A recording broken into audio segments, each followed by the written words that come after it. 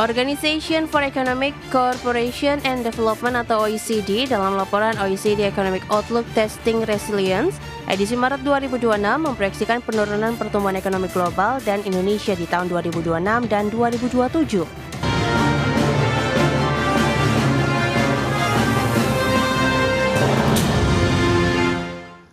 Ya, pemirsa, Organization for Economic Cooperation and Development atau OECD memproyeksikan penurunan pertumbuhan ekonomi global dan Indonesia di tahun 2026 dan 2027. Pertumbuhan ekonomi Indonesia tahun ini turun menjadi 4,8% dari proyeksi sebelumnya 5%.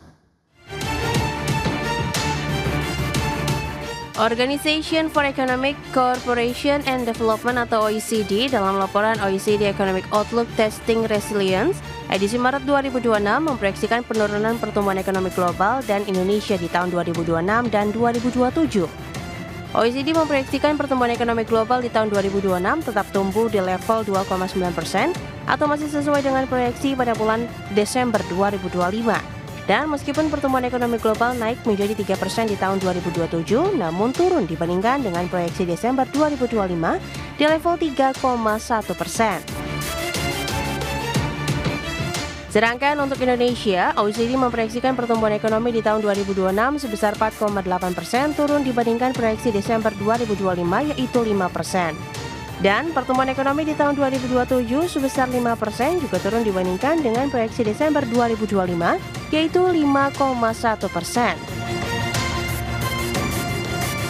Sementara itu pemerintah juga tidak hanya berdiam diri dalam menyikapi perkembangan kondisi geopolitik dan geoekonomi akibat perang berkepanjangan di Timur Tengah yang telah menambah ketidakpastian ekonomi global. Sejumlah strategi sudah disiapkan dan akan diterapkan pasca Lebaran, yaitu efisiensi anggaran kementerian, lembaga, dan penerapan work from home 1 hari dalam sepekan. Dari Jakarta, Tim Liputan, IDEX Channel.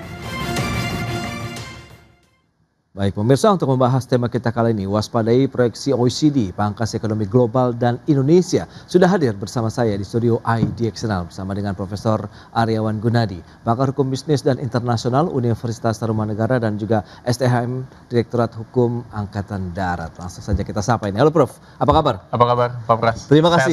Sehat selalu. Terima kasih juga atas kehadirannya. Tadi sudah disampaikan informasi menarik yang lagi-lagi menjadi concern banyak pihak begitu ya di Indonesia. Review Prof dari Anda begitu menyikapi laporan terbaru dari OECD begitu yang memangkas pertumbuhan ekonomi Indonesia di tahun 2026-2027 sementara globalnya di tahun 2027 yang diturunkan ini Prof. Iya, ya Pak Pras dan pemirsa IDX. Memang kalau kita lihat kan OECD mengeluarkan report ya. Artinya reportnya ini Economic Outlook berkaitan dengan interim report yang memang menyampaikan mengenai pertumbuhan ekonomi, di mana ekonomi Indonesia itu tumbuh di 2026 hanya tumbuh sekitar 4,8% untuk 2026 dan sekitar 5% di 2027 dan ini memang turun dibandingkan dengan yang sebelumnya yaitu 5% di 2026 dan 5,1% di 2027. Nah kalau kita lihat di global diperkirakan melambat 2,9% pada 2026 dari sekitar 3%-an lah sebelumnya. Dan ini memang dari sisi ekonomi memang proyeksi ini cukup menyulitkan untuk semuanya, bukan hanya untuk Indonesia tetapi untuk dunia berkaitan dengan tentu tren global dan akibat perang di Timur Tengah. Memang laporan OECD ini kan tidak mengikat walaupun Indonesia kan sedang dalam proses finalize untuk aksesi menjadi member di OECD ini. Ya, walaupun ini tidak binding atau tidak mengikat, tetapi ini menjadi acuan untuk kita merefer ke sana karena ini merupakan salah satu acuan moneter atau fiskal yang ada di dunia. Begitu Pak Pras. Nah kaitannya dengan OECD yang menyoroti memang perkembangan lagi-lagi juga nih kalau kita bicara mengenai kondisi ataupun konflik perang di Timur Tengah begitu kan. Ini ada uncertainty lagi begitu Prof ya. Kita tahu perang dari Rusia Ukraina tidak tahu juga sampai kapan akan berakhir, ditambah lagi Timur Tengah pemblokiran Selat Hormuz meskipun ada beberapa kapal dari negara-negara yang sudah berhasil negosiasi bisa dilepas begitu atau keluar dari sana. Anda melihatnya bagaimana? Iya, saya diwawancara di beberapa media sekitar sebelum libur Lebaran ya. Saya sampaikan bahwa saya akan bisa memastikan melihat efek setelah libur Lebaran. Kenapa? Karena kita lihat kan krisis di Filipina itu luar biasa, darurat energi kan. Beberapa SPBU di Australia dan beberapa negara lain ini nggak main-main. Nah, hanya memang kalau kita lihat perang di Timur Tengah ini memicu lonjakan yang luar biasa harga energi dan global dan mengganggu rantai pasokan global. Kenapa? Karena dengan adanya OECD mencatat dengan harganya kenaikan minyak tentu akan meningkatkan inflasi. Tentu kesulitan akan di mana-mana menaikkan biaya produksi dan sebagainya. Tentu dengan biaya produksi naik, daya beli masyarakat pun juga berpengaruh dan efeknya akan kemana-mana. Nah ini yang makanya kita berharap bahwa eskalasi ini bisa menurun karena secara hukum harusnya memang WTO ini memiliki peranan yang penting. Artinya kan memang Amerika kan cukup dominan, perang di Iran pun juga cukup dominan. Nah, artinya lembaga-lembaga internasional seperti PBB, UN, WTO itu harus memiliki peran untuk bisa men-squeeze ataupun memperingan dan melihat kondisi ekonomi global dunia yang semakin sulit kelihatannya. Gitu. Nah lantas bagaimana dengan proyeksi yang sudah dikeluarkan begitu dirilis oleh OECD sendiri tadi. Tahun 2026 2,9, kemudian di tahun depan juga kita lihat 3% turun juga untuk global. Sementara Indonesianya juga tadi 4,8%, kemudian tertingginya ya mungkin hanya sekitar 5% di tahun 2027. Apa yang bisa kita cermati dampaknya secara luas tidak hanya untuk global tapi Indonesia? Berarti akankah lebih struggle tahun ini dan tahun depan begitu Prof atau bagaimana? Iya, memang jadi kalau dengan pertumbuhan global 2,9% memang kurang begitu baik ya, walaupun bisa dibilang masih positif tetapi kan kurang begitu baik. Dan ini menunjukkan adanya perlambatan memang kalau saya lihat. Ini jauh memang prediksi dari yang sebelumnya. Nah tentu akibatnya adalah bank maupun investor itu menjadi lebih aware berkaitan dengan ini. Artinya lebih waspada dan ini wajar-wajar aja. Kenapa? Karena kredit dan modal itu kan pasti permintaan mungkin akan menurun dan sebagainya. Orang pun melakukan bisnis pun juga akan wait and see melihat perkembangan global yang ada. Nah akan tetapi kalau kita lihat mudah-mudahan di kuartal kedua atau ketiga ya kan walaupun ada potensi untuk beberapa negara melakukan proteksionisme dari sisi hukum perdagangan internasional, ya harusnya ini kita bisa antisipasi lah. Nah Indonesia sendiri, saya lihat pemerintah juga sudah melakukan beberapa persiapan-persiapan yang ada, ya kan untuk menghadapi ini dan juga melihat beberapa negara lain. Tadi yang kita contohkan adalah di Filipina, Australia dan beberapa negara yang lainnya. Tetapi memang kalau ditanya, ini akan menjadi waspada untuk semua pihak. Itu semua pihak, artinya wait and see berkaitan dengan melihat pasar dan investor. Karena investor ini kan penting ya. Artinya ketika mau investasi ini kan melihat juga kondisi global yang ada. Dan dia melihat growth ekonomi yang ada di Indonesia seperti apanya. Nah itu dia, langkah-langkah apa saja yang perlu disiapkan. Mengingatkan target APBN 5,4%. Pemerintah bahkan sempat mention 6% di tahun 2026. Kita bahas lebih jauh di segmen berikutnya. Kita akan jeda sebentar ya Prof. Dan pemirsa, kami akan segera kembali usai pariwara berikut ini. Ya, Anda masih menyaksikan Market Review pemirsa, dan berikut ini kita akan sampaikan sejumlah data untuk Anda. Kita akan cermati bersama seperti apa proyeksi dari pertumbuhan ekonomi sejumlah negara global termasuk Indonesia oleh OECD yang baru saja dirilis, dan ini menjadi concern bersama begitu ya. Seperti yang bisa Anda saksikan di layar televisi Anda. Untuk global tadi kita cermati seperti tahun 2026 sekitar 2,9%, 2027 3%, G20 juga tidak jauh berbeda. Kalau di tahun 2026 memang ada kenaikan, 2027 justru ada penurunan, dan Uni Eropa juga kita lihat pergerakannya di tahun 2026 proyeksi 0,8% turun dari proyeksi 1,2%, di tahun 2027 1,2%. Demikian juga dengan pergerakannya juga turun. Sementara di Amerika Serikat tidak jauh berbeda. Di tahun 2026 ini proyeksinya naik, tapi tahun 2027 turun. Sementara China 4,4% ini sama dengan proyeksi di bulan Desember 2025, tahun 2026 4,3%. Dalam artian China tidak mengalami perubahan dari sisi proyeksi. Indonesia yang hanya mengalami perubahan dari 4,8% dan 5% di tahun depan. Dan selanjutnya kita akan cermati bersama seperti apa beberapa data dari asumsi dasar makro APBN kita. Pertumbuhan ekonomi dipatok 5,4% secara tahunan. Inflasinya 2,5%, kemudian yield obligasi tenor 10 tahun 6,9%, nilai tukar rupiahnya di 16.500 dan harga minyak mentah dunia $70 Amerika Serikat per barrel. Itu dia. Dan selanjutnya kita lihat bagaimana dengan pergerakan PMI manufaktur Indonesia ini menarik. Di tengah kondisi saat ini, tren dari PMI manufaktur kita justru tengah mengalami level-level yang ekspansi begitu ya. Di Desember 51,2, Januari 52,6 dan di Februari 2026 ini 53,8 poin. Baik, kita akan lanjutkan kembali perbincangan bersama dengan Prof. Aryawan Gunadi. Ya Prof, dengan beberapa data tadi yang sudah disampaikan dan pemerintah juga sebenarnya kan tidak tinggal diam begitu ya untuk menyikapi, mengantisipasi tekanan global dengan menerapkan sejumlah strategi ya. Ada efisiensi anggaran, kemudian work from home begitu yang akan diterapkan pasca Lebaran. Berarti kan April nih yang tinggal menghitung hari lagi nih, Prof. Bagaimana Anda melihat langkah-langkah ini? Iya, memang sebelum liburan kemarin pemerintah sudah menerapkan beberapa langkah-langkah yang strategis lah. Yang pertama itu kan adalah salah satunya dengan memotong ya beberapa biaya anggaran.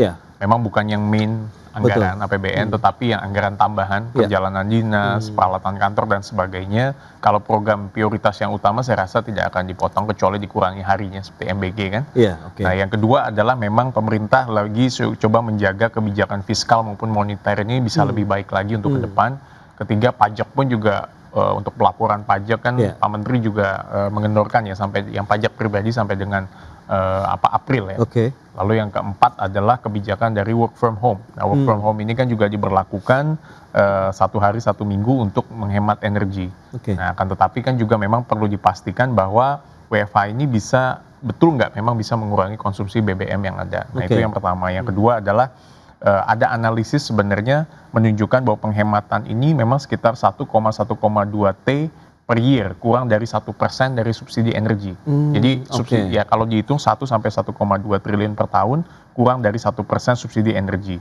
Karena memang khawatirnya ada pengalihan konsumsi ke rumah tangga. Nah ini yang makanya kita juga mesti menghitung sebenarnya per year-nya dengan kebijakan WFH ini memang mengurangi, tapi mungkin less than 1% dari total kebutuhan yang ada. Nah, lantas resiliensi ekonomi Indonesia sendiri seperti apa dengan kondisi tekanan global tadi kan? Karena kita tahu juga BBM ini sangat sensitif, pergerakannya naik saja sudah meningkatkan inflasi. Inflasi kemudian akan kemana-mana begitu nih Prof dampaknya. Iya, memang ini dengan adanya, makanya dengan energi atau BBM tadi disebutkan Selat Hormuz ya.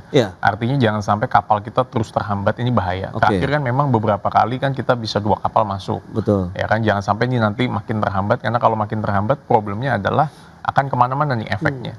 Sementara diversifikasi energi kita kan sedang kita upayakan ke negara-negara lain. Nah ini yang harapannya adalah eskalasi di Selat Hormuz itu memang harus betul-betul bisa di passing by, bisa dilewati, sehingga banyak negara itu bisa terbantu dari sisi cadangan energi.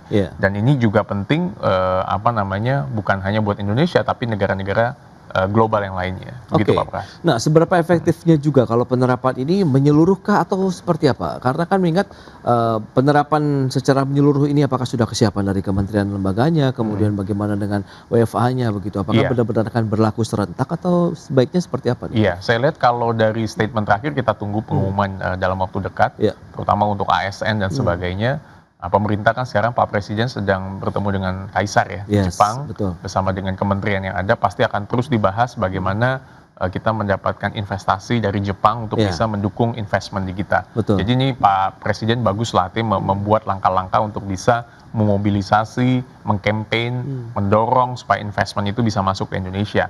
Nah, kan tetapi kebijakan ini tadi saya setuju dengan Pak Pras, perlu integrated. Kementerian Perekonomian, Kementerian Infrastruktur, Kemenko Infrastruktur, maupun Kemenko yang lain untuk bisa bersatu padu sehingga kita bisa menghadapinya ini secara bersama-sama, integrated lah, integrated. Karena kalau dari data-data OECD kan cukup mengerikan ya, artinya semuanya turun, 2026 turun, bahkan sampai 2027 yang belum selesai aja turun. Artinya ini kan prediksi. Nah prediksi itu kan yang sebelumnya berubah. Nah harapannya kita dengan eskalasi perang ini bisa menurun di Timur Tengah, kita juga melakukan insentif kebijakan fiskal dan sebagainya, harusnya kita bisa rebound, harusnya. Tapi nanti kita akan lihat perkembangannya. Nah, data tadi PMI manufaktur kita kan trennya naik nih, Prof. Nah, berarti apa ini menjadi salah satu indikasi bahwa roda perekonomian, roda dunia usaha kita sebenarnya masih berputar dengan level efektif yang makin naik begitu. Kalau saya ngelihat di marketplace, karena saya sehari-hari juga cenderung berada dengan rekan-rekan di sana. Memang semangat ini tetap ada, Pak Pras. Semangat untuk tetap melakukan investment, berusaha, engage dengan beberapa negara lain. Apalagi kan kita juga sudah ada Danantara, Kadin, Apindo dan sebagainya. Mereka terus mendukung ya iklim usaha yang ada. Nah, akan tetapi kan ada beberapa target yang sudah dilakukan oleh pemerintah ini memang waktu itu cukup tinggi. Nah, dengan optimisme yang dilakukan oleh Pak Menteri Keuangan 6% kan waktu itu Pak Purbaya, walaupun sekarang masih di bawah, tetapi optimisme itu mungkin yang menurut pemerintah perlu dibangun lah. Sehingga kalau kita bangun optimisme itu kan harapannya bisa menuju ke sana. Jadi iklim usaha saya lihat saat ini tuh ada, tetapi jangan sampai ini jadi wait and see. Mereka mau doing business, mereka mau investment, melihat kondisi global yang ada. Karena kan cukup khawatir ya beberapa negara melihat perkembangan terutama yang di Timur Tengah. Betul. Nah, menyikapi dengan dunia investasi kita, dengan adanya konflik Timur Tengah, global yang tengah mengalami tekanan, perspektif dan proyeksinya yang justru diturunkan juga oleh OECD, Anda melihat bagaimana untuk Indonesia? Masih cukup seksi kah atau seperti apa? Kalau di Indonesia itu kan kita ease of doing business itu kan kita peringkat ke-73 dari 190 sebetulnya. Artinya sebenarnya cukup udah lebih baik lah. Nah, kan tetapi kan law enforcement dan sebagainya yang kita perlukan. Nah, ini yang makanya harapannya kalau ditanya untuk prospek kedepannya seperti apa, saya sih tetap optimis untuk ini akan lebih baik lagi. Akan tetapi semuanya itu nggak bisa kita pastikan 100% karena bergantung juga yang tadi eskalasi geopolitik di Timur Tengah, di Selat Hormuz. Ini Selat Hormuz ini berpengaruh. Saya dengar ada beberapa kapal ilegal yang masuk pun juga sempat sanksi atau diledakkan dan sebagainya tadi pagi. Nah, ini yang makanya kita akan lihat walaupun kita banyak instrumen-instrumen lainnya, kita kan punya SEPA, punya perjanjian dagang yang lain, tetapi ini cukup krusial memang ini yang di perdagangan energi di Selat Hormuz ini. Dari sisi hukum internasional misalnya dengan adanya kejadian ataupun kondisi ini, bisakah Indonesia melakukan penyesuaian kebijakan tapi tidak melanggar hukum internasional? Tapi tahan dulu jawabannya Prof. Kita bahas nanti di segmen berikutnya. Kita akan jeda dulu sebentar dan pemirsa tetaplah bersama kami. Baik pemirsa, terima kasih Anda masih bergabung bersama kami dalam Market Review dan kita akan lanjutkan kembali perbincangan bersama dengan Prof. Aryawan Gunadi, pakar hukum dan bisnis internasional dan juga dari Universitas Tarumanagara. Ini dia menarik kalau kita cermati tadi bagaimana upaya-upaya pemerintah sudah dibahas, kemudian bagaimana kita begitu masih ada ruang untuk bisa melakukan perubahan-perubahan ataupun kebijakan-kebijakan yang tidak melanggar hukum internasional untuk kita bisa memproteksi ekonomi kita sendiri itu masih boleh nggak? Iya, kita kan ada WTO nih, ada aturan-aturan dagang internasional yang ada. Nah, memang kita kalau ingin melakukan peningkatan tarif impor, bereaksi dengan adanya kejadian ini, lalu kita juga melakukan subsidi, insentif dan sebagainya, tentu harus sesuai dengan inline dengan aturan yang ada di WTO. Karena jangan sampai kita menerapkan subsidi sementara kita melanggar di WTO rules-nya. Nah, itu yang harus hati-hati karena banyak negara yang main hajar tetapi dia bertentangan dengan WTO rules. Dan juga jangan lupa kita kan adalah bagian dari ASEAN. Saya sampaikan bahwa ketika Indonesia melakukan negosiasi energi, tarif dan sebagainya, import, itu kalau bisa dalam lingkup ASEAN, karena bargaining positionnya akan berbeda dibandingkan one to one. Seperti waktu kemarin lah kita dikenakan tarif oleh Amerika, akhirnya satu-satu negara kan maju-maju kan. Vietnam langsung telepon Trump, Indonesia, Malaysia dan sebagainya, Singapura dan sebagainya. Tidak di dalam satu wadah ASEAN. Nah, intinya adalah penerapan kuota, subsidi, dumping dan sebagainya itu harus hati-hati sesuai dengan WTO rules yang ada. Jangan sampai nanti hukum internasional itu memberikan kita sanksi dan akhirnya kita harus melalui menempuh sidang-sidang di WTO. Itu yang harus hati-hati. Tapi dari sisi kesiapan pemerintah sendiri menurut Anda rules kaitannya dengan perdagangan internasional ini on the track, Prof? Kita udah punya undang-undang dagang sebetulnya, undang-undang nomor 7. Lalu kita juga punya beberapa aturan-aturan yang ada. Di OJK pun sudah melakukan satu sistem yang ada. Nah, hanya memang tentu perlu dinamis ya. Artinya kita perlu saja nanti dengan adanya perang di geopolitik yang ada, Timur Tengah dan sebagainya, mungkin ada beberapa aturan perdagangan di kita yang perlu ada perubahan-perubahan. Nah, itu yang kelihatannya perlu diadopsi oleh pemerintah. Nanti kita lihat perkembangannya sejauh mana, ya kan? Apalagi dengan kemudahan easy of doing business tadi, rating kita kan masih 73 dari 100 sekian itu. Nah, kita harusnya lebih menaikkan sehingga kemudahan berbisnis itu semakin mudah. Seperti waktu COVID, ya kita memberikan satu insentif kebijakan yang mempermudah. Nah, sekarang pun juga sama dengan adanya kondisi ekonomi yang semuanya serba kesulitan, kita harus memberikan satu insentif kebijakan fiskal, non fiskal dan sebagainya. Nah, itu dia. Lantas Risiko bagi sektor usaha yang perlu dicermati juga nih Prof. Apakah kalau kita bicara mengenai ratifikasi ataupun adopsi dari kebijakan-kebijakan OECD-nya sendiri seperti apa Prof? Iya, artinya beberapa iklim usaha ya, kemarin saya ada di Surabaya lah, salah satu kota, saya bertemu dengan beberapa pengusaha pakan ternak. Nah itu pun juga memberikan satu pandangan lah kepada saya. Artinya pakan ternak dan sebagainya, mungkin usaha pertanian pun juga sudah lebih baik ya sejak zaman pemerintah sekarang. Artinya diberikan perhatian yang betul. Nah itu yang makanya harapannya jangan sampai beberapa sektor ini mengganggu. Ya kan kita kan punya industri tekstil, manufaktur, elektronik, CPO. Kemarin kan dibilang oleh Mentan kalau nggak salah CPO kita itu kan betul-betul punya punya cadangan yang sangat baik dan itu menyuplai CPO dari beberapa produk yang ada di dunia. Artinya kita punya peran. Kalau itu stop tentu akan mengganggu peredaran CPO yang ada. Nah ini yang harapannya kita juga terus memaksimalkan produk unggulan di kita. Hilirisasi memang salah satu kunci kalau kelapa sawit, CPO dan sebagainya. Nah harapannya kita bisa lakukan itu sehingga ke depan nggak menjadi masalah kemudian hari. Begitu Pak Pras. Baik, nah kalau kita bicara mengenai strategi kemudian reformasi regulasi ataupun deregulasi nih yang perlu dilakukan begitu oleh pemerintah untuk menyikapi kondisi seperti saat ini, apa saja yang mungkin perlu disiapkan Prof? Atau sebenarnya amunisi kita sudah cukup banyak, tinggal actionnya saja begitu, implementasinya saja begitu Prof? Iya, yang pasti Indonesia yang pertama adalah kita harus memanfaatkan instrumen fiskal moneter. Kedua menjaga kepastian hukum yang ada di Indonesia. Yang ketiga adalah memang kita kan sudah punya SWF dan Danantara. Ini harus terus di-boost ini karena Danantara itu kan menjadi salah satu pilot project atau sebagai andalan di kita untuk ke depan dalam bidang ekonomi. Nah harapannya investor asing itu bisa masuk sehingga bisa mendapatkan mitra negara yang bisa mengurangi resiko. Kan targetnya sampai 8%. Ya minimal kita sampai dulu ke 6%. Bertahap lah. Nah itu yang harapannya bisa ada. Dan juga kita terus melakukan perbaikan yang sifatnya struktural. Yaitu dengan reformasi fiskal, penggunaan insentif yang tepat sasaran, lalu insentif itu pun ditata sehingga bisa mendorong yang ada. Lalu juga UMKM di kita kan perlu diperhatikan ya, small medium enterprise yang ada di kita. Lalu juga perjanjian perdagangan ada RCEP, ada SEPA dengan Afrika, dengan Eropa, Dubai dan sebagainya, Arab. Itu kita harus maksimalkan sehingga ada Selat Hormuz, ada perang dan sebagainya kita tidak banyak terganggu gitu. Nah, lantas proyeksi dan optimisme Anda seperti apa, Prof? Menyikapi tahun 2026 ini, tantangan pasca Lebaran ini cukup berat dengan tekanan dari global. Sementara momentum siklus tahunan ada Lebaran, kemudian Nataru nanti kan jaraknya cukup jauh nih, Prof. Nah, ini kan harus kita isi dengan waktu itu saya prediksi, Pak Pras, yaitu kita menunggu pengumuman setelah Lebaran. Apakah harga BBM itu naik atau tidak? Dengar-dengar kan memang dalam waktu dekat ya di April. Tapi kita lihat waktunya seperti apa karena itu menjadi momentum di awal April itu akan seperti apa. Karena kalau harga BBM naik kan pasti akan punya pengaruh kepada masyarakat kan cukup besar. Ini yang saya berharap kepada pemerintah tentunya kita harus mendengarkan suara rakyat kecil, masyarakat di kita banyak yang kesulitan di level bawah. Tetapi pemerintah sudah berupaya dengan semaksimal mungkin, mudah-mudahan ini bisa diatensi. Karena terus terang dengan harga BBM naik akan harga pangan, harga sandang, pangan, papan, semua itu akan punya pengaruh yang luar biasa. Dan ini yang kita harus hati-hati. Dan saya sih juga salut karena kita bisa salah satu negara yang menahan ya, artinya krisis dibandingkan negara seperti Filipina dan negara-negara yang lain. Jadi itu cukup baik lah. Tetapi kan jangan sampai setelah Lebaran ini malah kita yang terbalik gitu.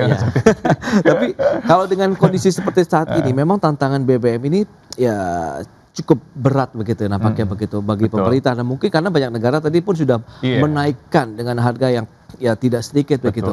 Anda melihat BBM ini seberapa besar sih kontribusinya terhadap perekonomian kita begitu nantinya? Saya lihat akan cukup besar ya. Artinya kalau misalnya kita belum ada tax holiday untuk manufaktur hijau misalnya, atau kita memberikan insentif, kan sekarang ini kan juga banyak yang kita subsidi.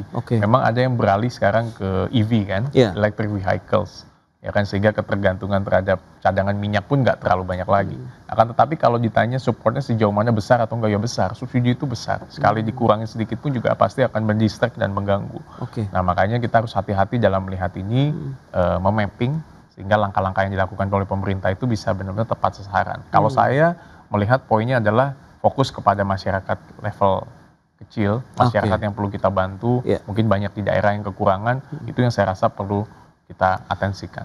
Oh itu dia, berarti memang concern dari pemerintah cukup banyak begitu ya, terutama masyarakat menengah ke bawah yang harus tetap dijaga dari sisi daya beli dan kesejahteraan mereka ya. Jangan sampai tergerus apabila memang nanti pemerintah memutuskan untuk menaikkan harga jual bahan bakar minyaknya begitu ya di bulan April ini begitu. Baik, itu dia Prof, dan kita akan lihat bagaimana nanti efisiensi juga kebijakan-kebijakan yang sudah akan diterapkan, ada WFH ya, dan bagaimana efisiensi anggaran ini semoga bisa menjadi solusi yang solutif di tengah kondisi ekonomi global seperti saat ini. Prof, terima kasih banyak Prof atas kehadirannya, sukses untuk Prof Aryawan ya. Sukses selalu. Terima kasih. Pak.